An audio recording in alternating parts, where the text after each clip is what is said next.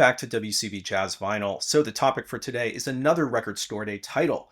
In case you didn't notice, a couple of weeks ago, I put together a video and all it was a rundown of every single Record Store Day title that is in the jazz space. So I have the whole video and all I do is I talk about each of those titles to the extent that I was even aware of them in terms of, some of the public information, talking about maybe which were the ones that I was most looking forward to. Well, I'm fortunate now to have a couple of these titles, physical copies that were sent to me for me to check out in advance. And so recently, I've covered a few of the titles by Resonance Records, including the Charles Mingus title, as well as the Kenny Dorham title. And today we're going to talk about Freddie Hubbard. So this is the title in question, Freddie Hubbard on Fire, live from the Blue Morocco.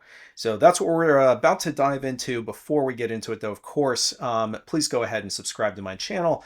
And if you'd like, you can check me out on Instagram. My handle is what_can_brown. All right, so again, this is what the title looks like. This is Freddie Hubbard's On Fire, live from the Blue Morocco. This is a triple LP release, and it's actually presented in this kind of trifold format, right? So that we get to separate each disc. And what that means is that there's more pictures. In fact, some of the pictures are pretty great. Like check this one out. And actually, some of my favorite photos are in the 32-page booklet that's included. So this is what the outside of that looks like. A lot of content in here, a lot of interviews, both with musicians who are actually on this album, as well as what I'll call his Hubbard's contemporaries, or maybe musicians who are a little bit influenced by him. So like Charles Tolliver, there's a discussion in here with him. So yeah, I mentioned triple LP. As far as the content here, this is a live recording, so similar to the Kenny Dorham. It was recorded at the Blue Morocco, and I got into a little bit of the history of the Blue Morocco Club in that video, so I'm not going to do it here. But recorded live, it was transferred in this case from the original tape reels, mastered by Matthew Luthans at the Mastering Lab, pressed at La Vinylist. And actually the original recording of this album is also the engineer who did the Kenny Dorham title, and his name was Bernard Drayton, who recorded, I think, not just these two recordings at the Blue Morocco, but a number of other recordings, which kind of opens up the possibilities, right, for potentially Resonance or maybe another label to try to put out some of this content. And if these two recordings are any indication of Drayton's capabilities as well as the sound at the venue, I think there's a lot to look forward to, right? If there are other recordings, but similar to Dorham, like I said, recorded at the Blue Morocco. Also recorded in 1967, so theoretically both of these were recorded around the same time. The lineup on this particular album includes a pretty great lineup, actually. Bernie Maupin, Kenny Barron, Herbie Lewis, and Freddie Waits joined Freddie Hubbard. And across these three discs, there's not quite, but almost 2 hours of music here. So there is a lot of musical content. And what else to say? Well, one thing I will say before we get into the music is that if you're the sort of person who doesn't want to or doesn't have the ability to go to a record store on Record Store Day and seek out one of the, I think it's like 1,500 copies that they're putting out of this particular title, they're also going to be releasing this content on CD. Comes out like a week later or so. You can check out Resonance Records' website and consider picking it up on CD. I think it's a double CD, and I think it's like probably $25, something like that. Go check it out on Resonance Records' website. That could be a more economical option for those of you who either can't afford it or don't want to put forward the money, or you simply can't find one of these titles on Record Store Day. Just know that you can get that in another format as well. All right, so as usual, I feel like it's important to set a little bit of context just to give you an idea of what to expect with this album, right? So if you know Freddie Hubbard because of his Blue Note days, is that what you're going to hear here, right? So I wanted to just talk about this for a quick second. So 1967, right? Freddie Hubbard's last studio album was Backlash the prior year in 1966. I think it was recorded in 66. It's possible that it was released in early 1967. And that album, Backlash, in fact, I have it right here, so you can check it out. So this happened to be Freddie Hubbard's first album for the Atlantic Records label. And I think it was at least, how many did he put out? I'm gonna have to go and double check that because you have like Song of Songmai. I want to say the Soul Experiment or something like that was also on Atlantic, but I could be wrong there. Anyway, there's a handful or so albums that he put out on Atlantic. But in any event, if that information is incorrect, at least one thing I can say is that this is the very first one that he put out the prior year. And some of the content that appears on this triple LP that Resonance Records is putting out of this live content is performances from tracks on this album. And so those two tracks include Echoes of Blue, which is on this, as well as Up Jumped Spring. So both of those come from Backlash, and incidentally, none of the people on this album happen to be in this lineup here at this live date. So keep that in mind. As far as other tracks, we also have one called Crisis, which was recorded on Ready for Freddie. There's track 2, True Colors, which was recorded originally on Blue Spirit. So Ready for Freddie and Blue Spirits are both Blue Note albums. There's the track Breaking Point, which was on Breaking Point for Blue Note. And then there's also two standards with Bye Bye Blackbird and Summertime. I know that he had recorded Summertime for his The Artistry of Freddie Hubbard Impulse album. But otherwise, I mean, okay, yes, he has recorded it before, but it's also a standard. He's probably played it a number of times. And then Bye Bye Blackbird, also a standard. So I mentioned that what his last studio album was, and that was Backlash. One thing I did want to quickly bring up is that his next studio album that he had yet to record was High Blues Pressure. And this one came out, I believe, in 1968. Now, he doesn't play any material from this album on this particular, particular triple disc. But why I wanted to bring this up is both so you could get an understanding of where this live album was sort of sandwiched in between, but also because the lineup on this live date happens to be represented here. Now, there's a variety of lineups on here, but every musician who's on this live date is also on here. So what it would seem to me is that this sort of touring group at least produced some content or some inspiration for Hubbard to then go into the studio the next time and start recording some of these tracks for High Blues Pressure.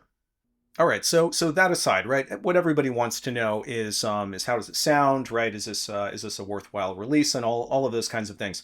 So this is what I would say, and I first want to kind of describe this album in comparison to some of the other albums that Resonance is putting out for Record Store Day this year. So overall, and in comparison with the Dorham and even the Mingus title, which I've talked about in prior videos, this one sounds more like a live recording than the other ones do. So some of the commentary that I had associated with those albums is that there was elements or even entire songs or areas where it felt like it was captured so well, it was recorded so well, so polished that in different cases it sounded like a studio recording. And I think those sound more like a studio recording than this one does. This one sounds more like a live recording really throughout. And that may not be a criticism of this recording as much as it is a compliment to the others. But still, there is more of a live sound here. And I think the positives of that, because there are positives, I think are that it helps the music feel a little bit looser, a little bit more spontaneous, and definitely exciting. If there are negatives to that, it's that it isn't maybe as carefully mic'd or balanced as some of those other recordings.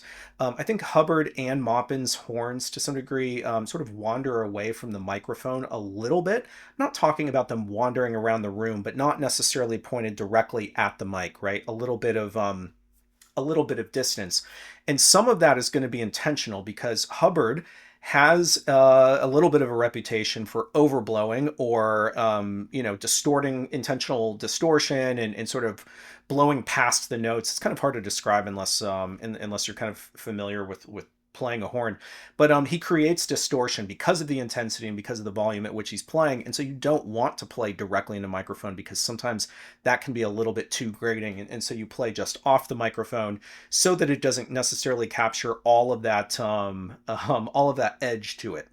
And so what you have though here is sometimes Sometimes it's not as well balanced. Sometimes it's more in the horns and a little bit less with the other musicians. It was difficult to sort of have everybody sound like they were playing all together or all together at the same volume.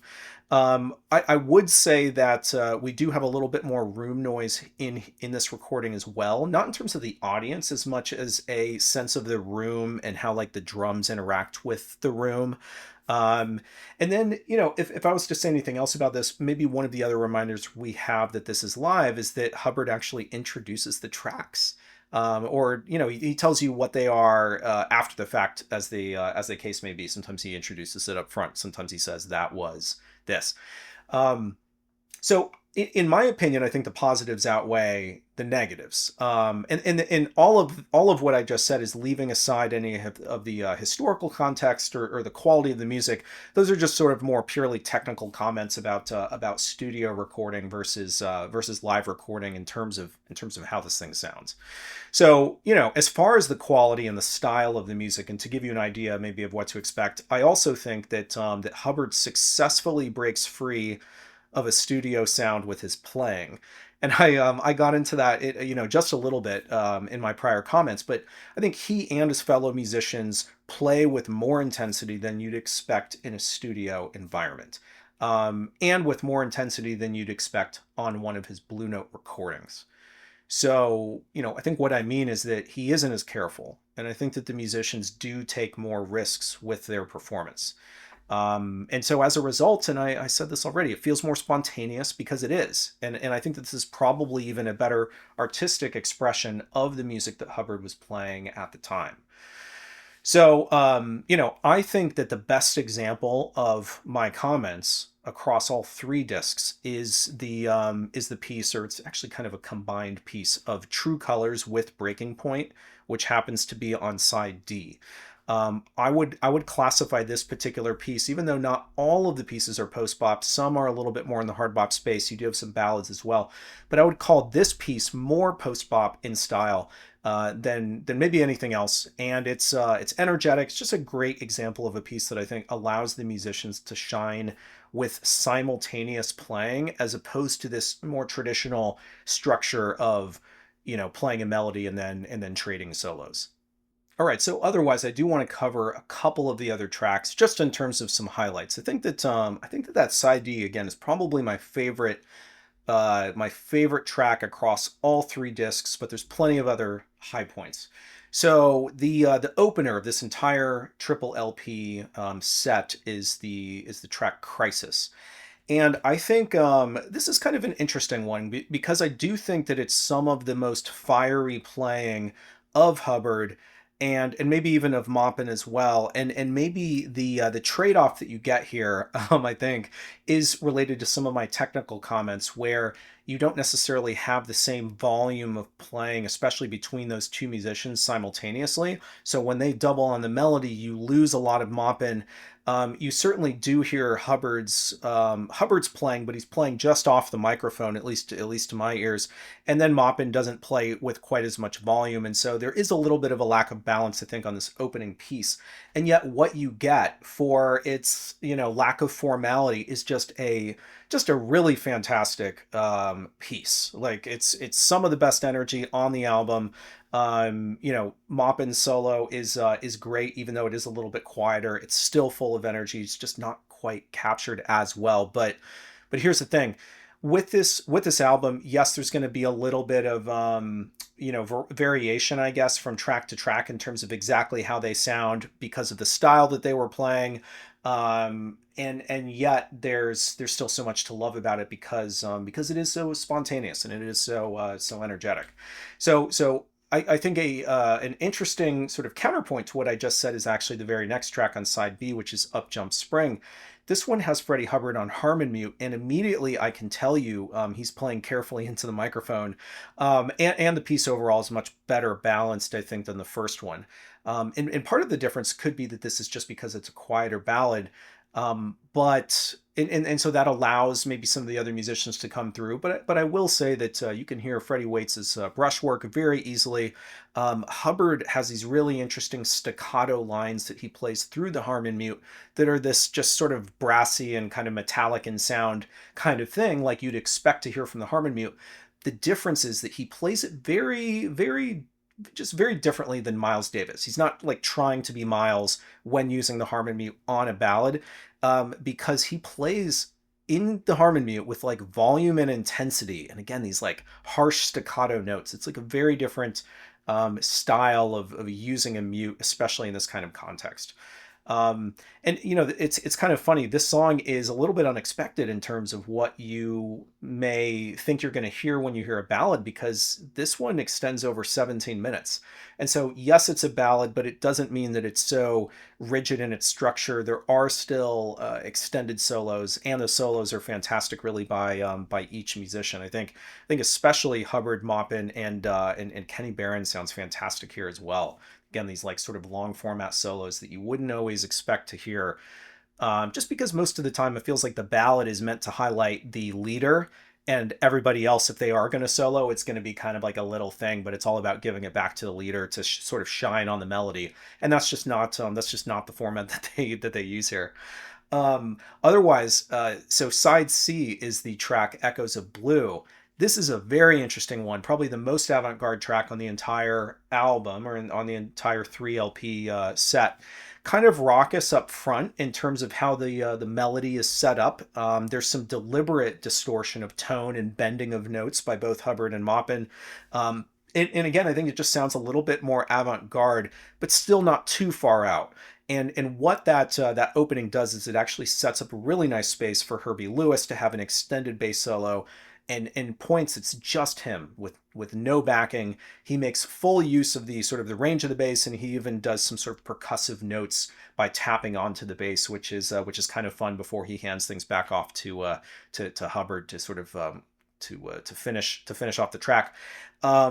But it's very interesting to me, I think, to hear these kind of combination of styles. And that's one of the reasons why I wanted to talk about where some of these tracks originally came from in terms of what album, because that leans into what style of Hubbard you might hear.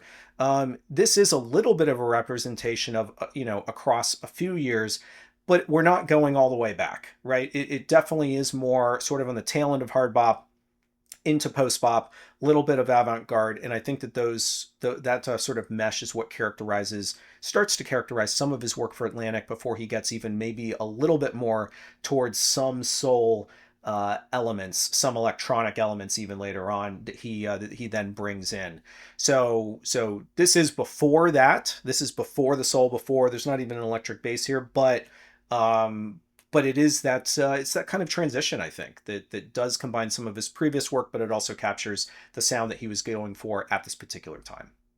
All right, so how to finish this one up? I didn't want to just dissect every track, but I did want to give you maybe a taste of what this is. It's always difficult to kind of represent 2 hours of music in any kind of brief discussion.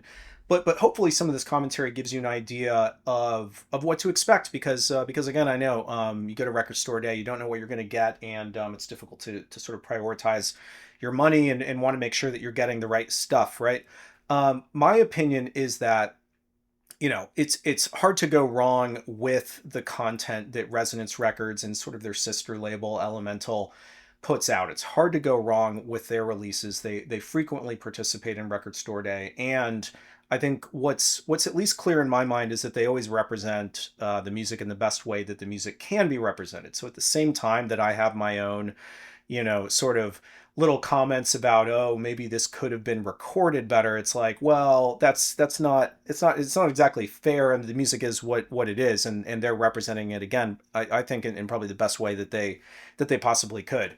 And for what this music is, I think it's well worthwhile hearing. I mean, this music needs to be heard. Freddie Hubbard is a fantastic, legendary jazz trumpet player, one of the best who ever played the instrument.